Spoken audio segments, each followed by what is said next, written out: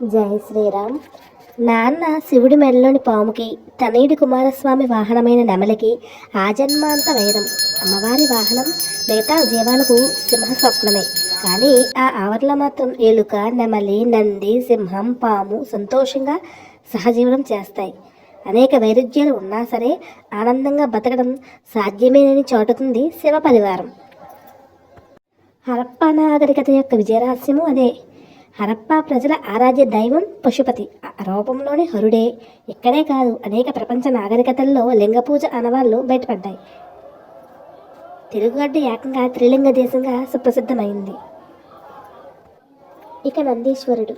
పూర్వం శిలాదుడు అనే ఋషి ఉండేవాడు. అతనికి సంతానం కలగలేదు. ఆ లోటును తీర్చుకోవడానికి ఘోర తపస్సు చేశాడు. ఆ దంపతులకు శివుడి వరంతో నంది జన్మించాడు. కొన్నాళ్లకు శిలాదుడి ఆశ్రమానికి మిత్రావరుణులనే దేవతలు వచ్చారు. అతిథి సత్కారాల తర్వాత ఆ పిల్లాడిని దీర్ఘాయుష్మాన్ భవ అని ఆశీర్వదిస్తూ మధ్యలో ఆపేశారు. నంది ఆయువు త్వరలోనే తీరిపోతుందని చెప్పి వెళ్ళిపోయారు. ఆ మాట విని శిలాదుడు విషాదంలో మునిగిపోయాడు. నంది మాత్రం తొనకలేదు. శివుడి కోసం తపస్సు చేశాడు.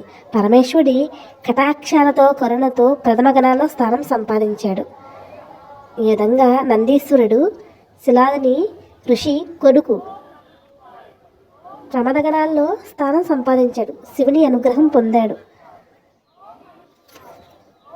శివుడు సహజ నాయకుడు. ఎవరు తెలిసినా స్పందిస్తాడు. ఎప్పుడు పిలిచినా వచ్చేస్తాడు. కష్టాన్ని నష్టాన్ని తానే భరించి దాన్ని 10 మందికి పంచుతాడు. ఓం నమ శివాయ.